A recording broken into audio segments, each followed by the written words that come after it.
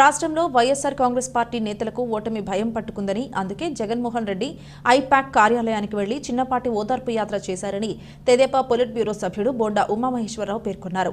విశాఖలోని తెలుగుదేశం పార్టీ కార్యాలయంలో శుక్రవారం ఆయన విలేకరులతో మాట్లాడారు. విశాఖలో బోండా ఉమా మీడియాతో మాట్లాడుతూ 2019 ఫలితాలకు మించి వైకాపా విజయం సాధించబోతోందంటూ జగన్ ప్రగల్భాలు పలుకుతున్నారన్నారు. ఓడిపోతున్నామన్న విషయాన్ని జీర్ణించుకోలేక తామే గెలుస్తామంటూ చెబుతుండడం విడ్డూరంగా ఉంది. ఎన్నికల్లో గెలుస్తామని చెబుతున్న జగన్ ఓడిపోతే పార్టీని మూసేస్తామని చెప్పగలరా? అప్లోడ్ పేరుతో ప్రభుత్వ ఈ ఫైల్స్ ను ధ్వంసం చేస్తుండడంపై ఈసీకి ఫిర్యాదు చేశామని వివరించారు. పల్నాడు, అనంతపురం ఎస్పీలు ఏ రకంగా నష్టపోయారో చూసైనా మిగిలిన జిల్లాల అధికారులు కళ్లు తెరవాలని సూచించారు. విశాఖలో రాజధాని పేరుతో స్థిరాస్తి వ్యాపారాలు చేసుకున్న వైకాపా అభ్యర్థులను ప్రజలు ఎందుకు గెలిపిస్తారని నిలదీశారు. జగన్ ప్రభుత్వం చేసిన దుష్ట పాలనను, అరాచకాలను భరించలేని ప్రజలు రాత్రి 2 గంటల వరకు పోలింగ్ కేంద్రాల్లో బారులు తీరి ఓటు హక్కు వినియోగించుకుని జగన్ కు సరైన గుణపాఠం చెప్పారన్నారు. అందుకే ఆ పార్టీ నాయకులు ఇతర దేశాలు, రాష్ట్రాలకు పారిపోతున్నారన్నారు.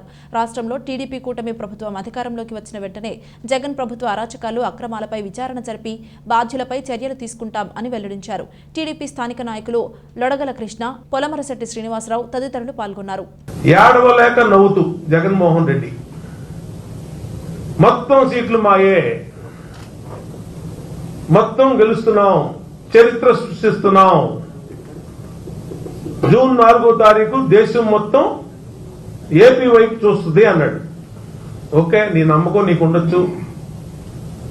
నీకు నమ్మకం ఉంటే జూన్ 4వ తారీఖు నాడు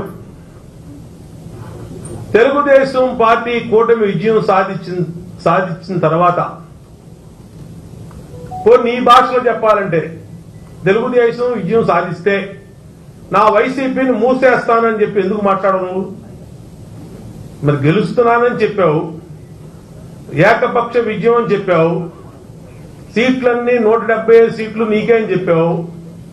మరి అన్ని సీట్లు నీకే అయినప్పుడు రాని పక్షంలో వైసీపీ పార్టీని మూసేస్తానని కూడా ప్రకటించాల్సిన బాధ్యత నీ మీద ఉంది జగన్ రెడ్డి. అది కూడా ప్రకటించు.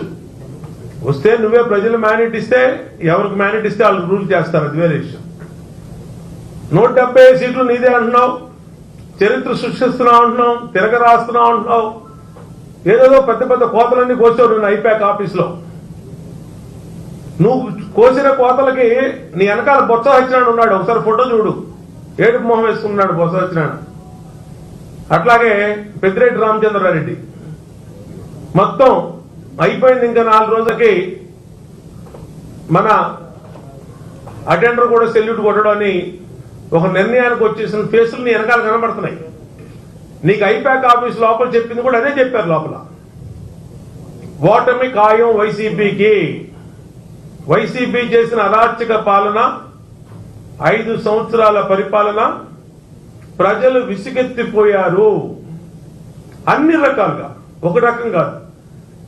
ఈ వర్గం బాగుంది జగన్మోహన్ రెడ్డి పరిపాలనలని చెప్పే ధైర్యం వైసీపీకి ఉందా?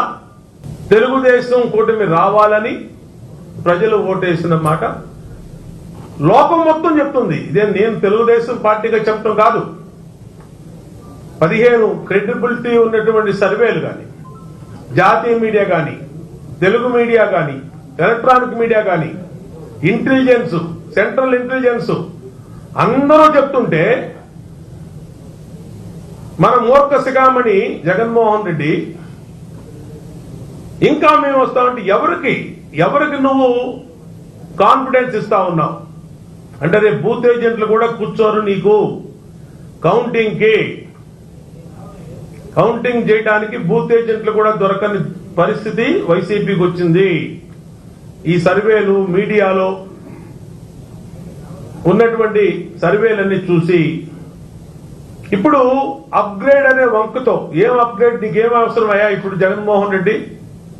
నీకేం అవసరం అప్గ్రేడ్ అంటే? ఇప్పుడు గుర్తొచ్చిందా? చివరి 4 రోజుల్లో, ఇంకొక 10 రోజుల్లో లెక్కలు ఓట్లు లెక్కింపు పెట్టే సమయంలో నీకు ఇప్పుడు అప్గ్రేడ్ గుర్తొచ్చిందా అని అడుగుతా ఉన్నా. దీని వెనకాల కుట్రేంటి? నోట్ ఫైల్స్ ని మాయించేయటం కోసం, ఈ ఫైల్స్ ని మాయించేయటం కోసం, రేపంతా కూడా వీళ్ళు చేసిన దుర్మార్గం అంతా కూడా వచ్చే ప్రభుత్వం కనపడకూడదని